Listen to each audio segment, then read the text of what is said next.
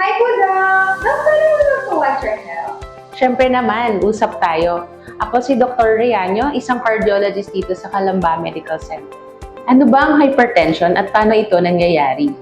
Ang hypertension ay malakas na puwersa ng dugo sa pader ng ating arteries.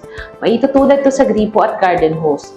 Pag tinakpan ang dulo ng hose o kaya naman binuksan ng gripo ng sagad-sagad, sa katagalan masisira ang puso at ang mga ugat. Sino-sino ang mga at risk magkaroon nito? Risk factors ang obesity, family history, madalas na pagkain ng maaalat, kulang sa ehersisyo, sobrang pag-inom ng alak at paninigarilyo, kulang sa tulog, at sa kababaihan naman, pagtaas ng BP habang nagbubuntis. Pero tandaan, kahit sino ay pwedeng tamaan nito. Bakit po tinatawag na silent killer ang hypertension? Ito ay dahil madalas walang nararamdaman ng pasyente. Maaaring dahan-dahang masira ng mataas na blood pressure ang mga organs tulad ng puso, utak at kidney. Sabi nila, natural lang daw na mataas ang BP habang tumatanda.